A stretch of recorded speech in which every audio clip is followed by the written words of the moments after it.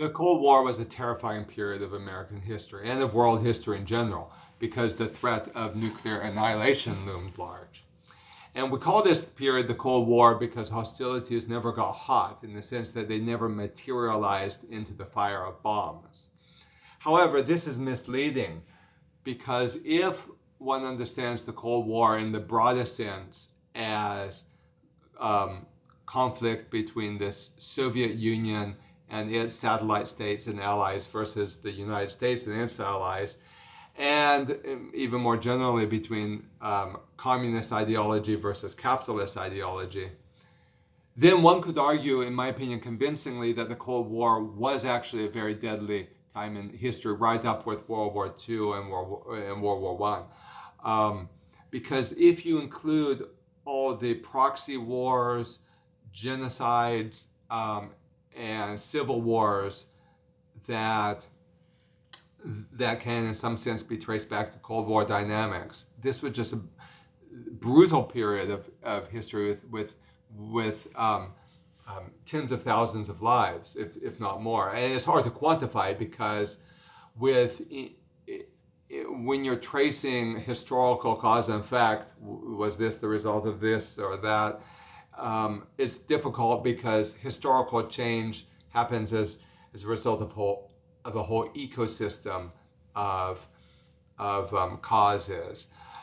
But the Cold War created a kind of international ecosystem that was very favorable to conflict. It was a very volatile period of world history. Um, and so many former colonies, like I mentioned, places that had been formerly colonized by nations like the United States, France, Britain, and so forth, they could receive they could supercharge their independence movements by aligning themselves with communism, and thus the fledgling nations could count on the powerful support of the USSR. And an example of this is Vietnam, where communist-led independence movements in the north received extensive military and economic support from the Soviets and also from China. Support in its war against France and later the United States. And because the United States was committed to containing the communist spread, America found itself committed in both in official military actions and unofficial military actions throughout the world. And of course, if we're talking about the death toll and danger of the Cold War, we have to also talk about the potential death toll from near nuclear exchange at times of peak tension, such as the Cuban Missile Crisis of 1962 and also in 1983. Not very many people know about this, but the world came incredibly close to being engulfed in nuclear holocaust.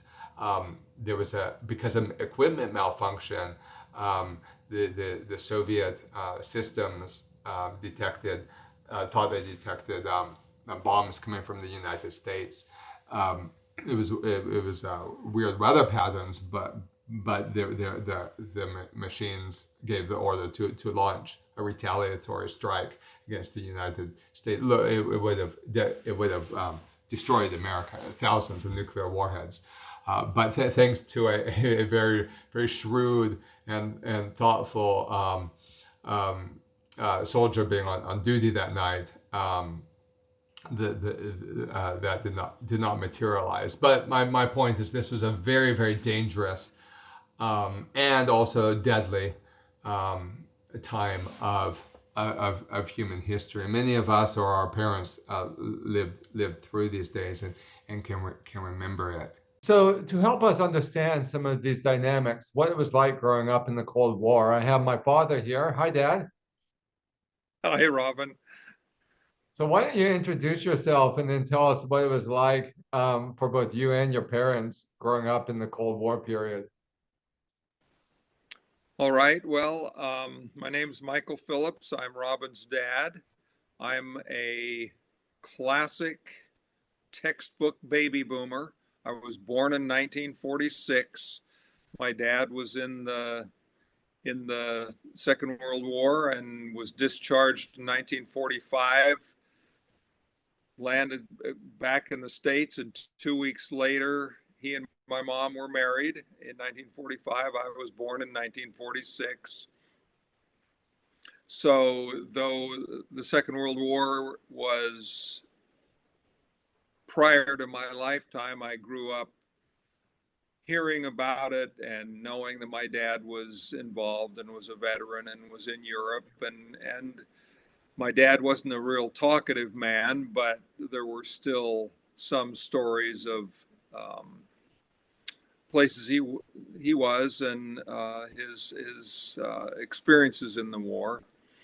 But my first memories, by the time my first memories began to form, the Cold War was well in progress, and the days of Russia being an ally in the Second World War were long gone. And I grew up in the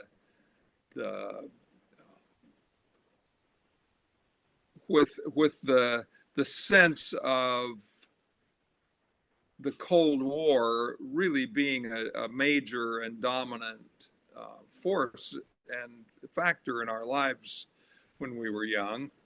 When I was young, I was raised in a small town in Northern California called Arcata, right on the coast.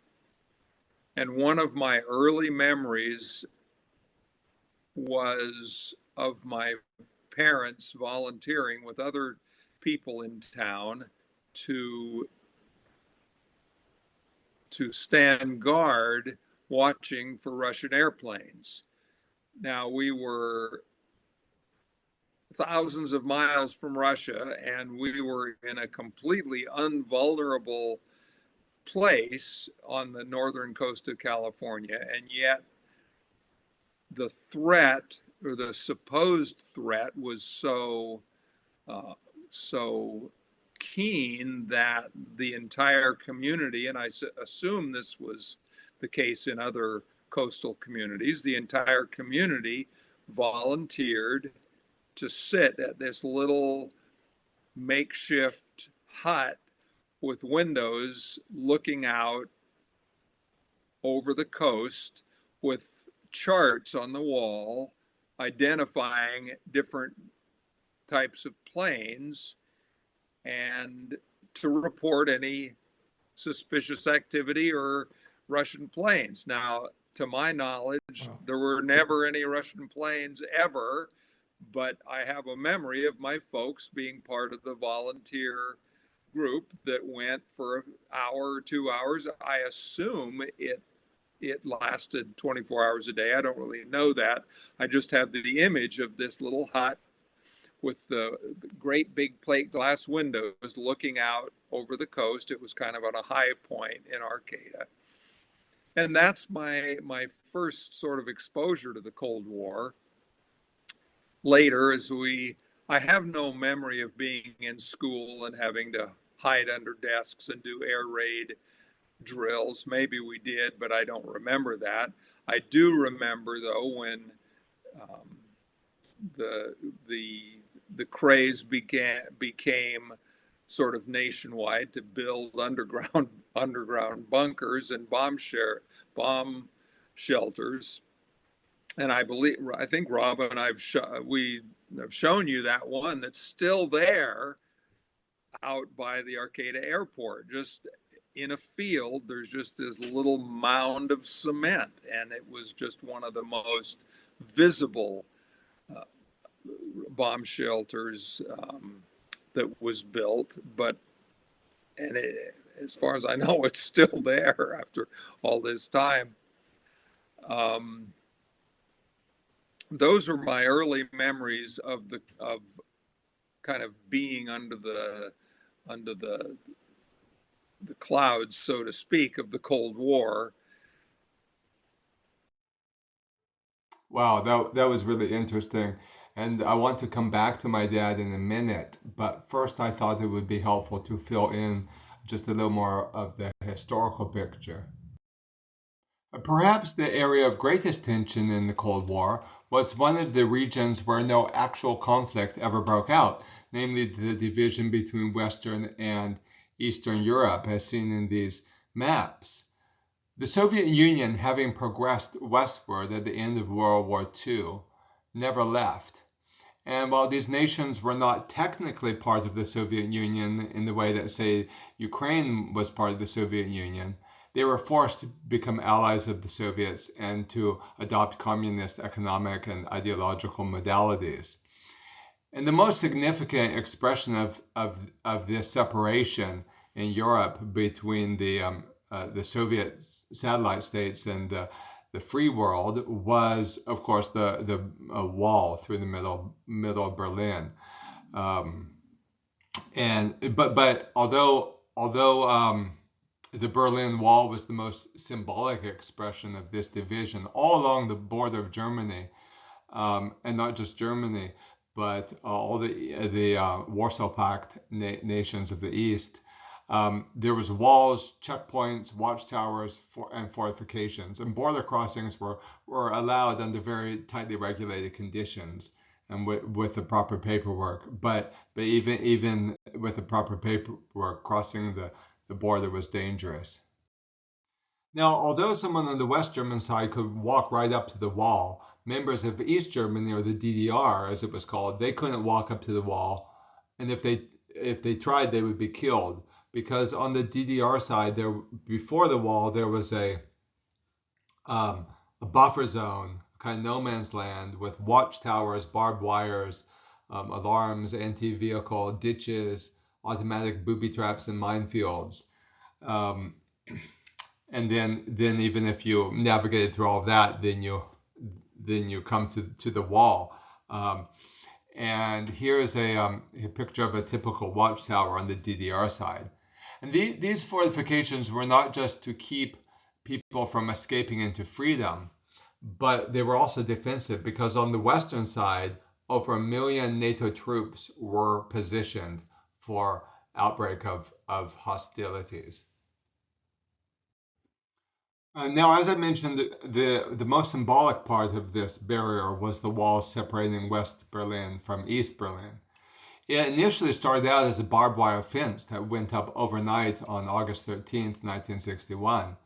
And then it became concrete and higher, and eventually in the late 60s, it evolved into 2 walls with a death strip in between. So to escape, you would have to scale the first wall, then go through the death strip, and then make it to the other wall. And so it became a very ominous symbol of perhaps the most significant symbol of the Cold War and the division between communism and the free world. Now, Berlin was deep in Soviet-controlled DDR, yet it wasn't part of the border fence between East and West Germany.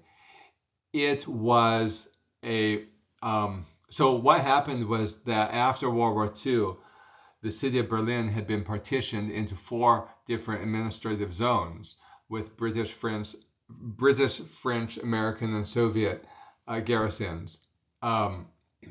Although Germany had also been divided into administrative zones, with the eastern part of Germany being part of the Soviet zone. But because Berlin was the capital city, even though it was in the administrative zone of the Soviets, Berlin itself was partitioned into divided up between the Allies,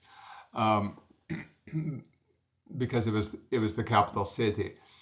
And while the British, French, and American sections eventually developed democratic institutions and freedom of movement, the Soviet zone became a puppet of Moscow. And Berlin, even the free parts of Berlin, were an island within the larger Soviet-controlled DDR. And the communists tried to choke the Western Allies out of Berlin by cutting off road traffic in the late 40s, and that's why you had the Berlin airlifts flying food and supplies in.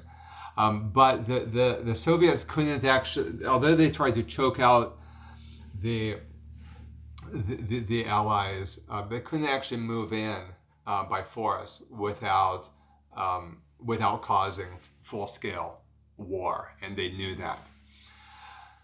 Now, before the wall was built in 1961, people traveled freely between both sides of the city for business purposes or to visit family members. It was very porous. And in theory, the border was guarded, and you needed a pass to legally enter from East Berlin into West Berlin. But from the mid-1950s onwards, it became harder for ordinary East Berliners to get a pass. But all the same, hundreds of thousands of people crossed daily. And while this was mainly people commuting for work or visiting family members, it included a large number of people escaping to the West for a better life. You could just walk into the West, and then from there get transportation to West Germany. And even as things became stricter and they started regulating the passes more, houses were so close to the border that residents could just jump into houses on the other side or use ropes to get across. And up to 1,700 people a day were leaving through Berlin and claiming refugee status once they reached the West. And this included a large number of highly trained individuals and talented professionals. So East Germany was being gutted of its talent. And so building the wall in 1961 was a way to prevent these escapes. It was really the only way to ensure that people stopped going from the eastern part to the western part. But as I say, not everyone traveling back and forth was trying to escape. Many people would commute for work. They would have family members on both sides. So it was very traumatic just overnight to people to wake up and find out that they're essentially living in a prison. And when it eventually became an ominous, highly guarded concrete wall zigzagging through the city, it became a powerful signal of the ideological barrier that was dividing the entire world increasingly at this time in the 1960s. It really, after the Berlin airlift and the wall went up in Berlin, which I was young, I was just getting into high school when that happened, and my memories are a little vague about it. But later on, when I was in college, I spent 2 summers in Germany working on a farm as part of a sort of a student exchange program, or not an exchange, just a student program. And it was, by then Germany was an ally, West Germany, and it was all fine, and there was no sense of danger going to Germany or anything. At that time, for me, World War II was as distant as the Cowboys and Indian era. I mean, it really was less than 20 years previous to about 20 years ago, and yet it seemed like a completely distant time period. And you went to Germany and it was modern and it was democratic and everything. But one of the things that the people on the farm arranged for me was, during my summer in 1967, was to take a bus for a few days and go and visit Berlin, just to complete my experience. The family I spent the summer with on the German farm they were trying to, they wanted me to have good experiences and everything, and to learn about the history. The farmer took me on a drive one time. I couldn't really understand German real well. I studied and could get by, but I didn't know always what was being said. But my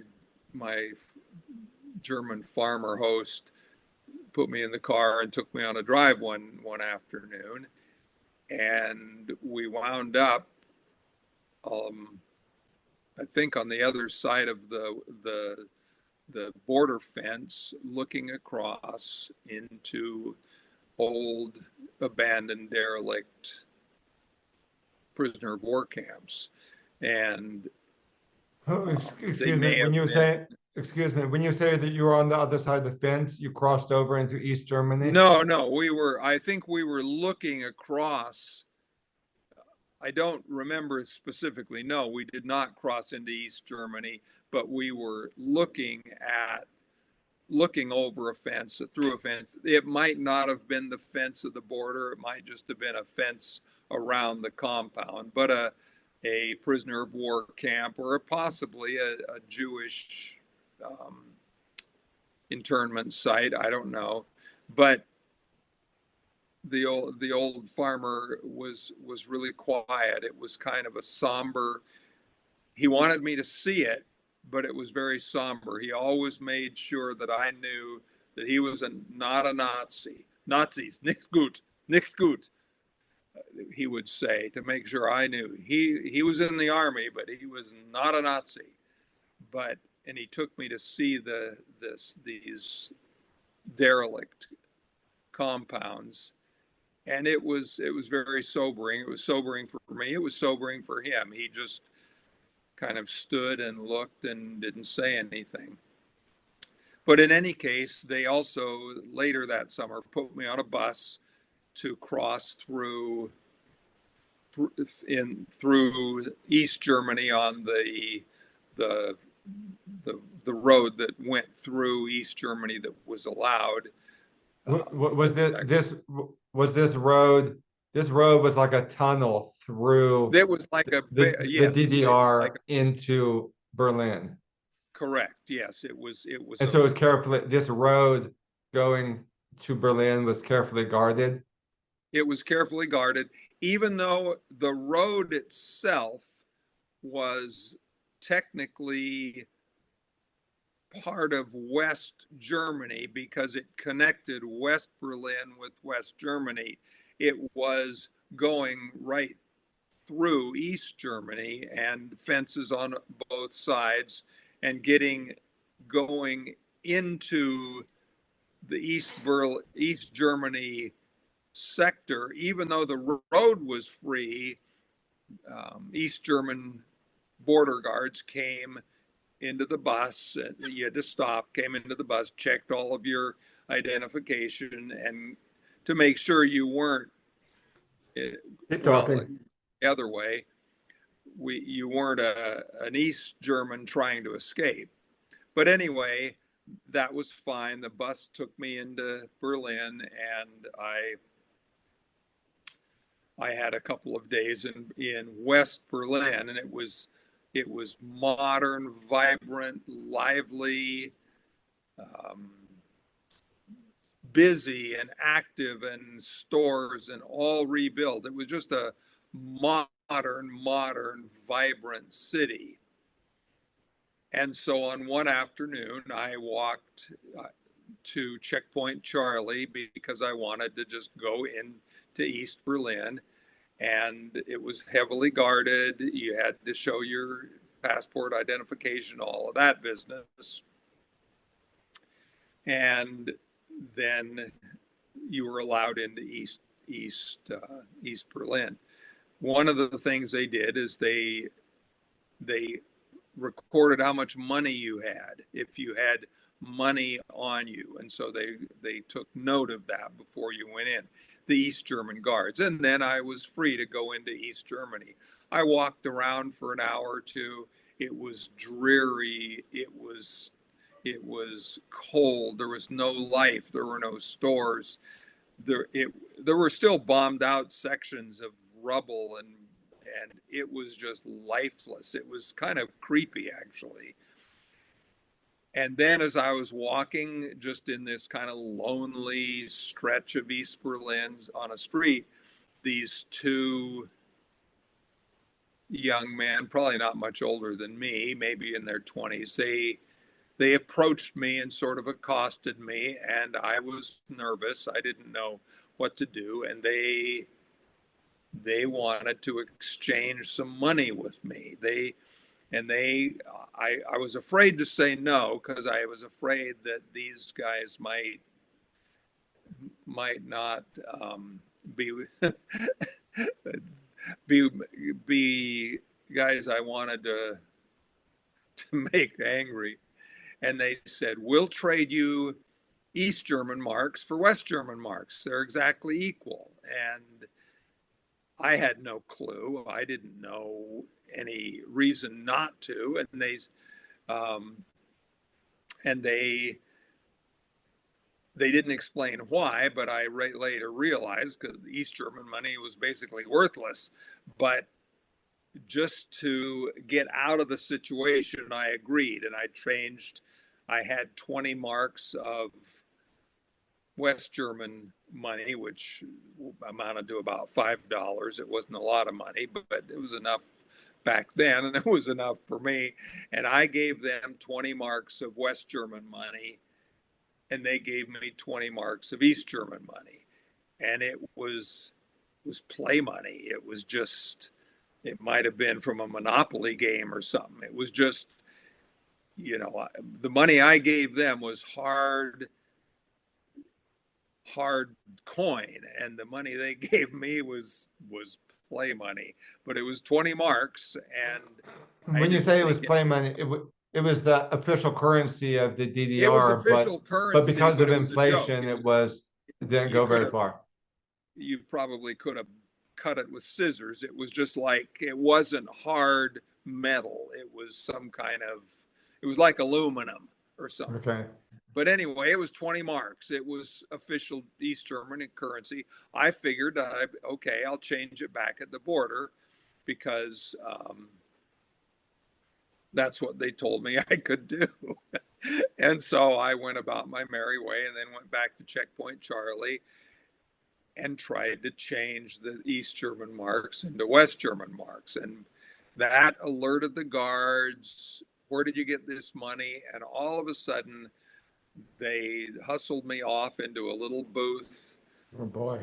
On the side. And here these are East German guys with guns and all, to me, they were Gestapo, and it was really frightening because there I sat in this little booth on the East German side being interrogated about why I had the wrong kind of money that I hadn't entered with. And it went on. I must have been there for 2 hours, and they asked me about these guys and said, they wanted to find out who these guys were and find out everything. I was afraid I was going to miss my bus back to the farm because the time just kept going on and on. It was really scary. I mean, because all of the imagery of the Russian and East German soldiers, and there I was being interrogated. Anyway, at the end of the day, they let me go, let me back in the Eastern Germany. They kept my money. They didn't exchange it back. And I walked back through Checkpoint Charlie, 20 marks poor, but very happy to be back in the West. Caught my bus and went back to the farm. So that was my brush with the East German authorities.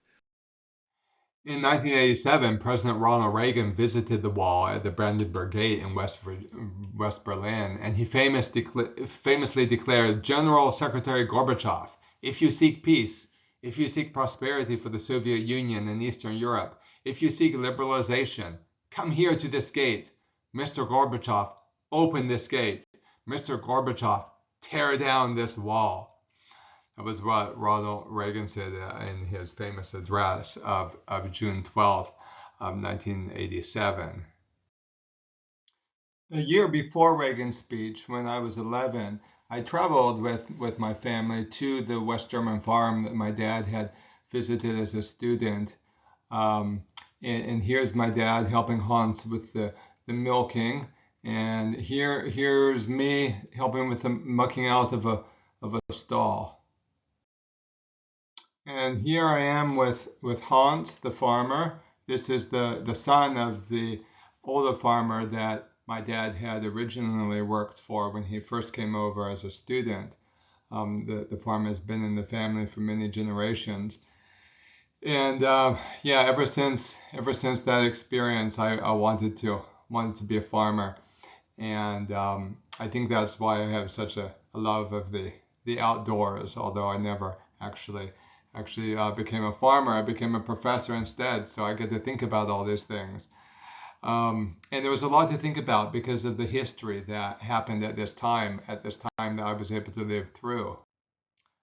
So, to understand some of the history that I was able to participate in at this time of my life, we need to know a little bit about the town Züteberg where I was living with my family. Here I am with my dad and the town sign. And this little village was just 12 miles from the East German border in the north. Here, I'll show you it on the map. Show it on the map here. Um, well, of course, this is a map of present day Germany. So you don't see the border with East Germany, but this was 12 miles, just 12 miles west of the DDR. So I was very thankful that my dad documented our trip so much. He had a 35 millimeter single lens reflex Pentax camera with 35 millimeter slides using Kodak film, Kodachrome film to be precise. And he's in the process of converting the pictures to digital, including the ones that I've been able to share. But he hasn't yet converted any of the town. So I put into Google Images. I put the village into Google Images because as a child, I was just fascinated by these German buildings. It felt like I had stepped into a fairy tale, something out of Brothers Grimm, and the whole experience had a kind of magic for me. And ever since then, I've been fascinated by strange and wonderful. Because to them, of course, it was normal, but to me, this town was strange in a kind of magical way, and almost like you're going to find the road that runs east of the moon, west of the sun. So yeah, very very quaint and special little farming community here.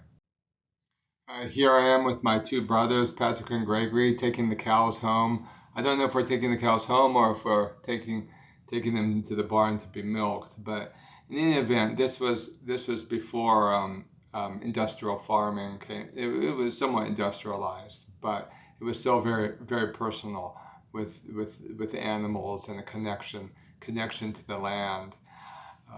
So it was that was another reason why it just felt so magical to me.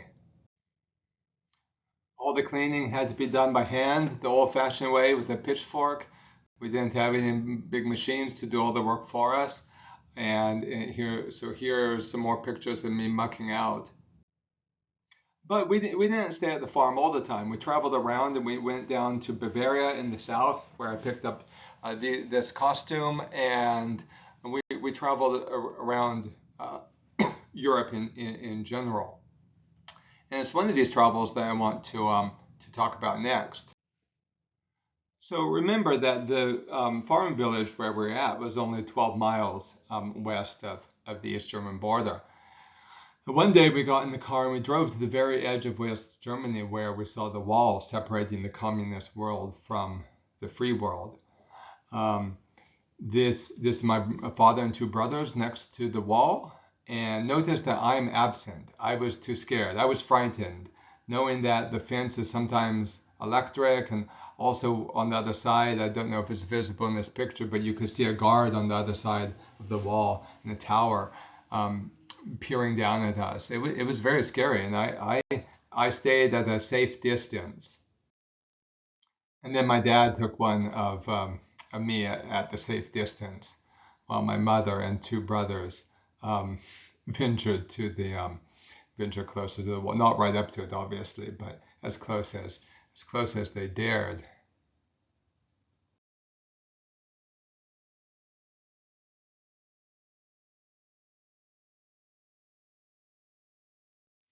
But then, just before we were about to leave, I got up my courage and I said that I did want to be photographed next to the wall. So here I am. I'm not smiling. This is this was kind of scary for me, but I'm glad that I worked up the courage and got the photograph. So if you had told my 11-year-old self that in 3 years the Berlin Wall would collapse and that, or let's say that the Berlin Wall would no longer be enforced and the public would be able to dismantle it piece by piece, and that in 2 years the Soviet Union would dissolve peacefully, I would have just found that so hard to take in. No, that wasn't on my radar at all. It wasn't on anybody's radar. And America had spent millions of dollars analyzing what was going on in the Soviet Union. Colleges had whole Soviet studies departments. The military and the government paid millions of dollars to sustain Soviet researchers, Soviet experts, intelligence gathering within the Soviet Union. We had a pretty good idea of what was going on in the Soviet Union, but nobody um, saw it coming that the empire would dissolve. The lifespan of empires usually lasts more than 69 years. And when empires do dissolve, it's usually because of foreign invasion or civil war. And now, all these Soviet analysts and the people in the Soviet studies departments, they knew that the Soviet Union was going through hard times. They knew that it was in trouble economically and politically, but it had been that had happened before. The Russian people were in a mess when they defeated Napoleon, when they defeated Hitler. The Russian people are very resilient. So the idea that these systemic problems, the economy, the political corruption, um, the increasing opposition to communism with the spread of new information, the idea that all of these would be part of a constellation of factors that would lead to the dissolution of the Soviet Union, that was not on anybody's radar. And it wasn't on my radar. When my mother sat us down in the living room one day and told us in great emotion that there was a gap in the wall where people were flooding over and it wasn't being enforced. That was at the beginning, and then of course from there we know what happened. When she told me that, I couldn't take it in. It was the the Iron Curtain had been such a part of how I understood the world, how I understood Europe, my own experiences there. And it was just exhilarating. It was exhilarating to me to to see what was going on and in real time. So why did this happen? Why did the Soviet Union collapse? But there was a variety of reasons, and the true causes are still debated today. And one of the reasons it's hard to pinpoint the exact causes for the fall of the Soviet Union is because there wasn't just one cause. It was a whole constellation of many different factors. It was a critical mass of multiple factors. And one factor was the new communication technologies that allowed information to be disseminated quicker and more efficiently.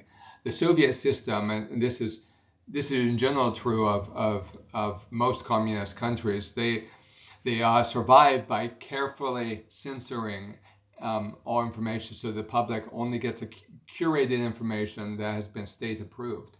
But this became more difficult and less popular even among Soviets. as early as the Khrushchev years, there was an anti-Stalinist mood that allowed for limited information about Stalin-era crimes. And this can be seen in the fact that Khrushchev approved the publication of Solzhenitsyn's labor camp novel, One Day in the Life of Ivan Denisovich, in 1962. But Solzhenitsyn wasn't so lucky, because when he followed up with his magnum opus, A Gulag Archipelago, a meticulously detailed account of the prison camp system, his works were banned. But smuggled copies of the Gulag Archipelago were smuggled into France in 1973 and then disseminated throughout the West, and disseminated in the Soviet Union secretly. But it had to be copied by hand or typed at great risk. But by the 1980s, new communication technologies like copy machines and fax machines meant that information could be spread much more easily, much more quickly, and safer. And this made it harder and harder for the Soviets to control the flow of information, especially in satellite states where freedom movements began picking up momentum. And also Polaroid cameras, tape recorders, computers, all of this fueled independence movements such as the Solidarity movement in Poland.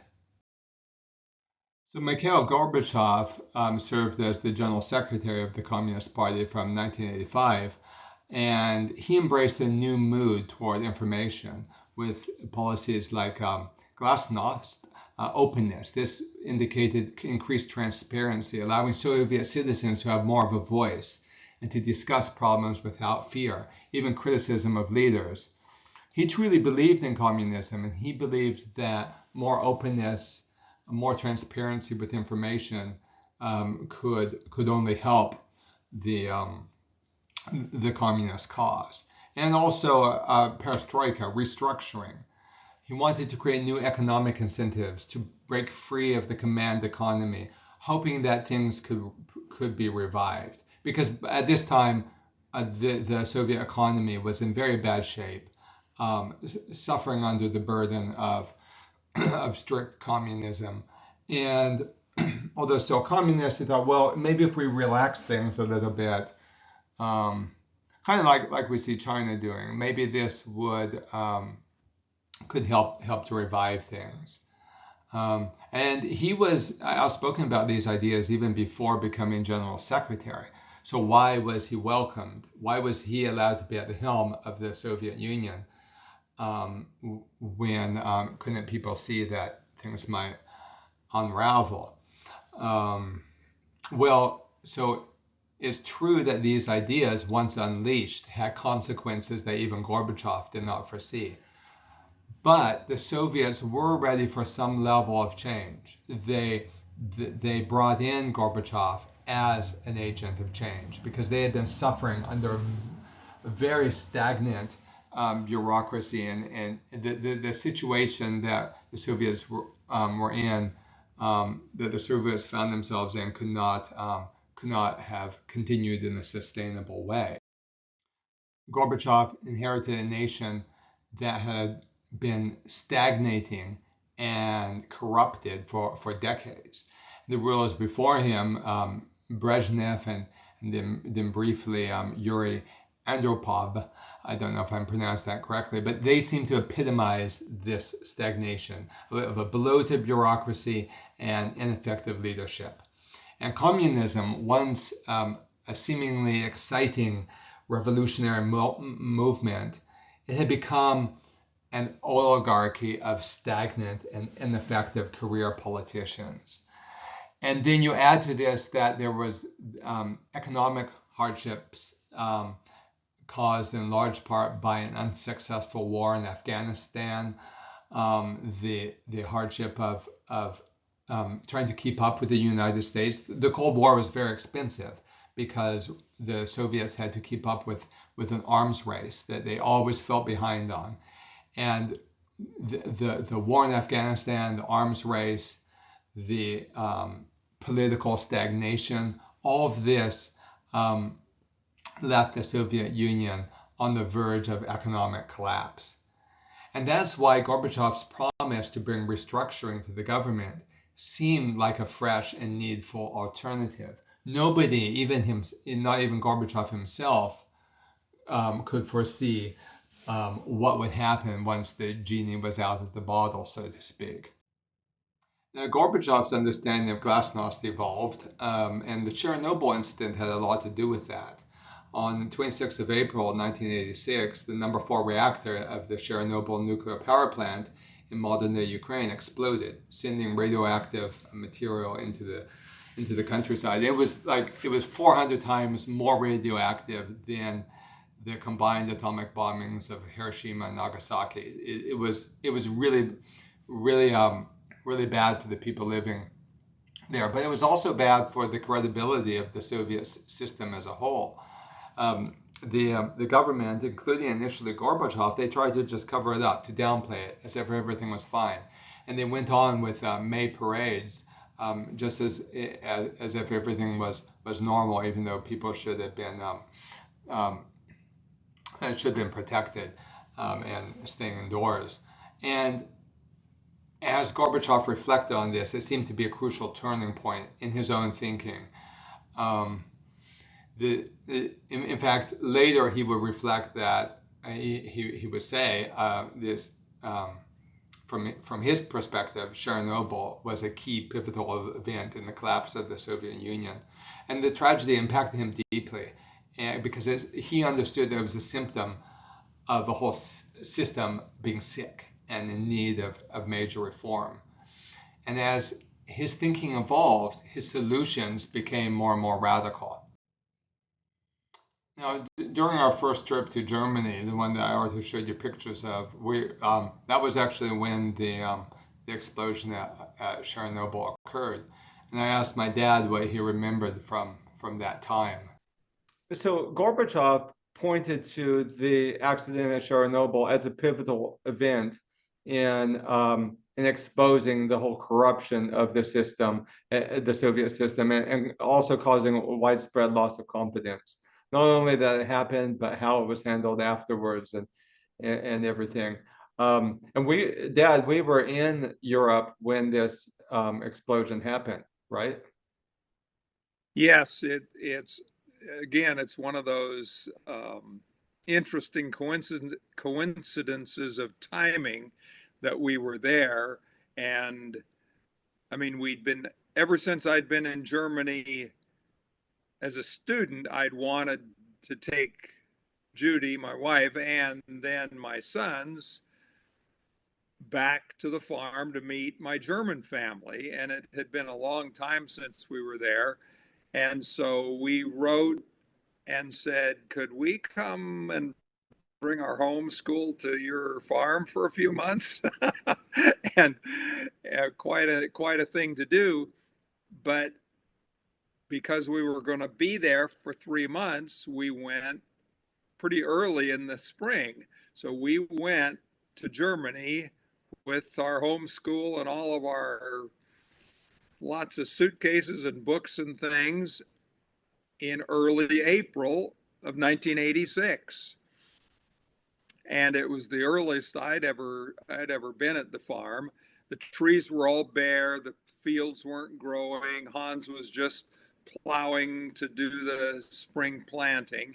And we'd only been there a couple of weeks when we came down to breakfast one morning and the radio was on and Krista was all agitated and everything and was trying to explain to us in German what the news was on the radio. And it was that a nuclear power plant in the Soviet Union had blown, and there was great agitation and fear of what would happen. It was a dairy farm, as you obviously know. Hans and Krista had dairy cows, and that was one of the things we did every morning. We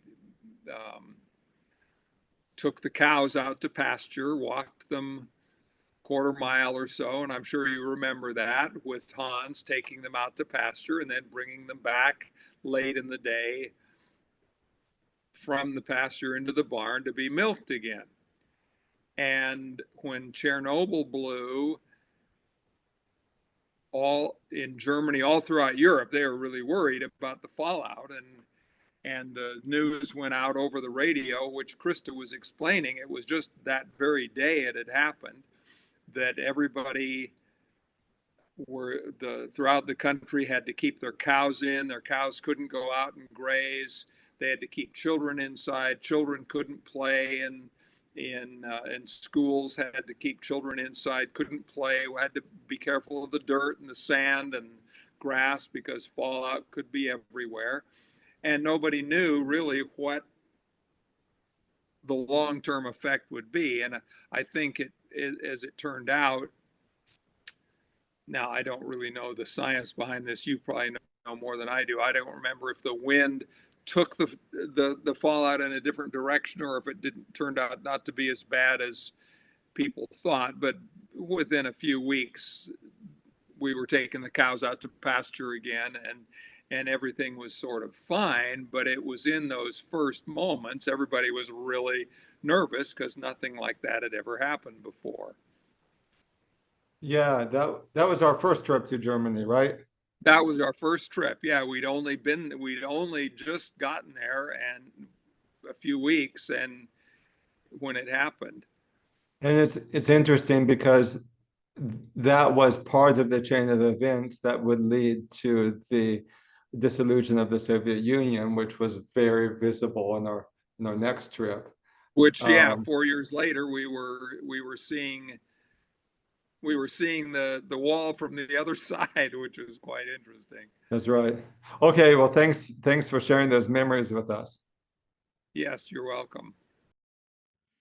So what my dad is referring to there is a second trip that we took to Germany 4 years later, a year after the Berlin Wall came down, and a year before the final collapse of the Soviet Union. We drove to Berlin with our German friends, and we took hammers and we beat at the wall. The wall is still here, but it's not being forced, and it's being systematically disassembled. And we were glad to be part of the team that was tearing it down. And then later we drove into the eastern section, and my mother described it by saying it was like coming from a colored life to a world of black and white. Everything was run down. We saw those little tiny Trambach cars everywhere. It was like going back in time. But it didn't take long for East Berlin and East Germany to revive, although it was a painful process. Some more pictures my dad took. And here's my dad actually hammering at the wall. I'm glad to be part of the people who are tearing it down. And a dad climbing up the wall. And I also wanted to be part of tearing down this wall. I hated it. I hated the wall and everything it symbolized. Remember 4 years ago in the picture how scared I had looked when I was at the East German border. And here I am now, 4 years later, tearing it down and climbing on it. And I knew at the time that I was participating in history. And I remember thinking, what's going to be next? Where is this all leading? What's going to happen to the Soviet Union? And I was very curious about what was going to happen next in the world. And it was exhilarating to be part of those changes and to be right there. And yeah, so it brought back a lot of memories looking at these pictures when my dad sent them to me earlier this week. And at this time, whole sections of the wall were being dismantled, and shortly afterwards, the entire wall disappeared. Here's a picture my dad took of Eastern military gear for sale.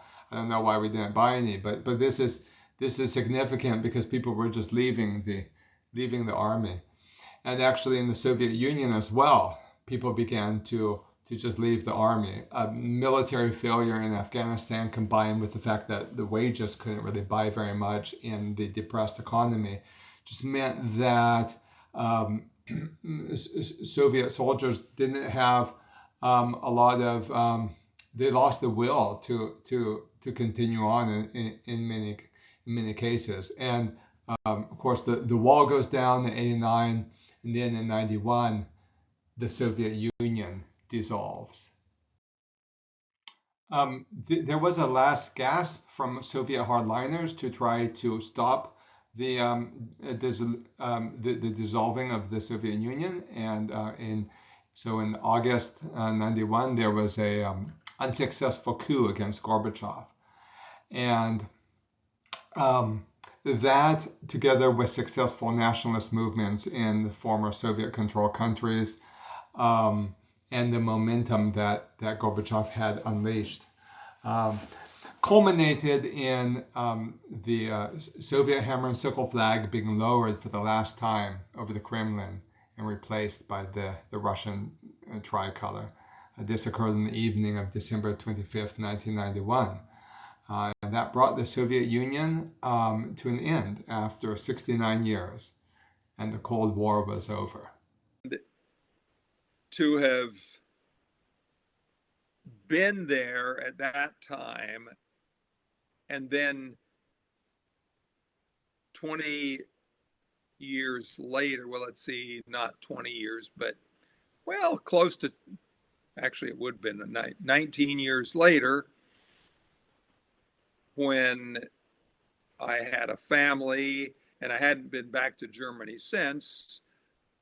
You, Robin, and your brothers and our family went back, and we spent some time on the farm. We spent 3 months on the farm, and that was '86. And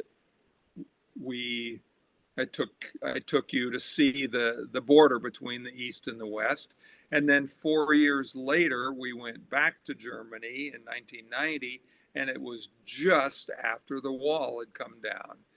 And we were allowed to go into East Germany, drive around, and I'm sure you remember that. We have pictures. And to have seen this whole progression from my experience at Checkpoint Charlie all the way through to the toppling of the wall in 1990 and actually going into East Berlin, it was really interesting to kind of see that progression of history from the standpoint of having friends in Germany and being there. So that's my adventure. Yeah. Now, I actually have pictures of you hammering away at the wall when we went back in it was 1990, right?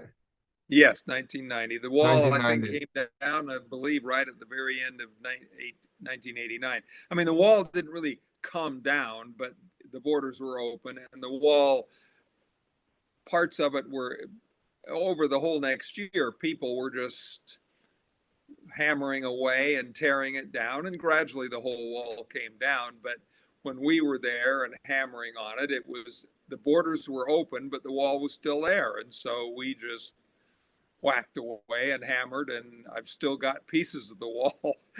We brought home, I think, 50 pounds of rubble from the wall, because I knew it was historic, and I knew that was going to be something that, and I've given pieces of the wall to people ever since. But the wall was not technically down, and we weren't really doing anything when we hammered on it, except it was a photo op. But the border was open, and the wall was on its way to being torn completely down, and it's all gone now. Yeah. So the collapse of communism caught the world by surprise. There were so many Soviet analysts and Soviet studies departments and the university and in the military, and nobody saw it coming that the Soviet Union would dissolve, and that their satellite states would be given independence. It must have caught you off. It must have caught you by surprise. What did you think when these events of of the late 80s and early 90s began to transpire. Well, yeah, it was it was a complete shock. I think it always just was so wrong for Germany to be split. And the Germans believed that too. It was just a gash right through their national identity. And I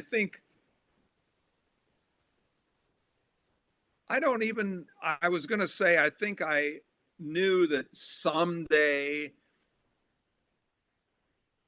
Germany would be reunified again, but I don't know how much we really believed that, because it seemed like the Russian stranglehold on all of Eastern Europe was just permanent, and it's always hard to predict. You hope that those kind of things will happen, but I don't know if we really believed that it would happen. And being at the farm, I don't know if you remember this, we were our second visit to the farm was literally the first summer after the wall was the border was opened up, and East Germans were just pouring over into West Germany, buying stuff and everything. And I remember Hans and Krista at the farm just talking about it, and the farm was so close to the border that the towns around the farm, Ulsan and some of the big stores, they were just being inundated by East Germans pouring across, and just they'd spent their whole lives not hearing about the West, but all of a sudden they're able to go to the West and everything, where everything is new and vibrant in stores. I mean, for the East Germans, it was like visiting Disneyland, and they Wow. just wanted to see the West, because they'd heard about the West just like we'd heard about the East. And Wow. I remember, I mean, they would just be piled into their little tiny cheap East German cars and pouring into West Germany. And then it took a few years for the countries to actually be reunited into a single Germany. That didn't happen all at once, but once there began to be the free flowing exchange, then the people gradually assimilated. And I mean, one of the things that was hard on West Germany was because the East Germans came across and were all of a sudden taking jobs, and it really upset the West German economy, because West Germany at the time was just fabulously wealthy as a nation. The German technological and business, it was a boom time after the war for Germany. And of course that was because the US basically rebuilt West Germany, but Germany was just on fire and so wealthy and prosperous in every way. And so the East German, they basically had to absorb the entire East German economy, which was almost non-existent. And it all just sort of stabilized over time, and now Germany is again just prosperous, doing well, and the East Germany is now just part of that. One of the things that I might mention that it's interesting, the kind of the rationale of the Cold War. Nowadays, it's so long ago. There's a lot of revisionism that goes on about the U.S. and the U.S. imperialism, And I think people today tend to see the Cold War as equally the U.S. and the fall of Russia and the bomb and so forth. But back when it first began, the U.S. was really frightened, and legitimately so, frightened of communism taking over. On the heels of Hitler, the U.S. was really afraid of another Hitler in Stalin, and the Cold War was a legitimate response to not, I mean, on our side of it, to not wanting to allow communism to expand, because that's how it always begins. Hitler just took a little piece here, a little piece there, a little piece there, and years later, the Second World War was the result. And the Western powers saw exactly that same thing beginning to happen after the Second World War. Communism took one little piece, took another piece, took another piece, and pretty soon they built a wall in Berlin, and they saw history repeating itself. Mm-hmm. And they were afraid of that process happening again. And that's why they felt they had to stop communism from expanding. Your mom, Judy, was home visiting her folks once during college. And in college, everybody's a liberal. And, you know, I had long hair and we were anti-Vietnam War.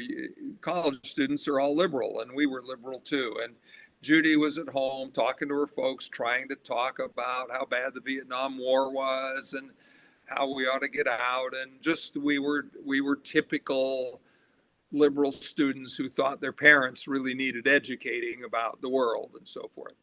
And Judy's mom, whose picture I think is up behind us, let's see, she would be on your far right. They had a conversation, and it's stuck with your mom ever since. Her mom said, got angry at her for what she was saying. He said, you have no idea. You have no idea what it was like to live through those times. We fought for freedom against Hitler. And then the communists in Russia started doing the same thing again and started just swallowing up countries. And we were afraid of communism taking over the world like Hitler had. And she was angry but that phrase has stuck with Judy all these years, and we've talked about it. You have no idea what it was like. And I think that's true. We of our generation, baby boomers, we didn't know what it was like to have to go to war against a power like the Nazis. And our folks lived through that and really fought, and a lot of people died for that freedom. And of course, as the 20th century progressed in Vietnam and so forth, it was a different time. Those were different conflicts. But she was right. We didn't know what it was like. And your generation can't really ever know what the Cold War was like.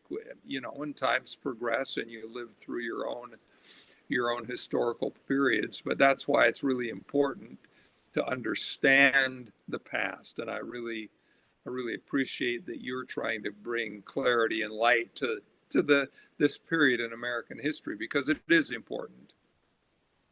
Yeah, and it's even though we're in a new historical era, we're still in many ways affected by the Cold War. Not just places like Cuba and North Korea, but how we think of ourselves as a nation, how we think of our foreign policy.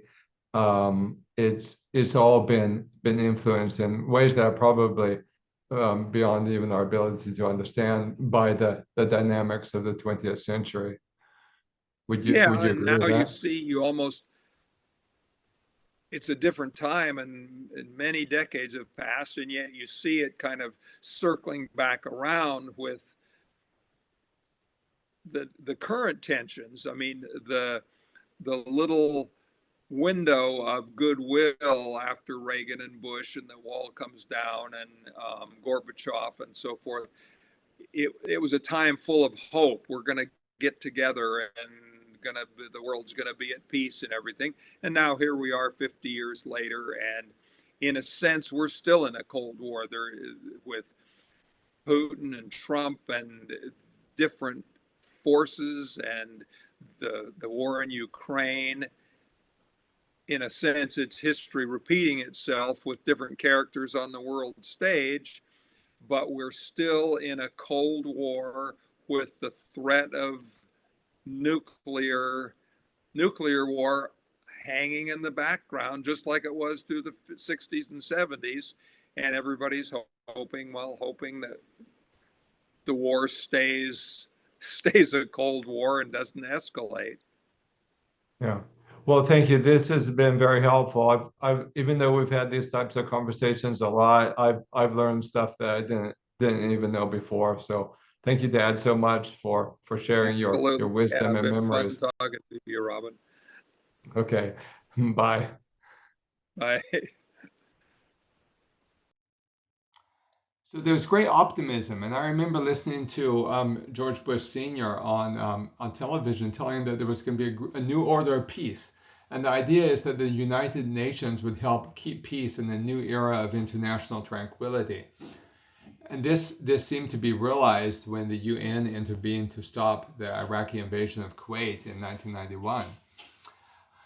But the hope of peace was short-lived, and when the Soviet satellite states were free, ethnic and religious tensions, which had long been kept in check by communism, began to resurface, leading to ethnic cleansing and genocide and civil war.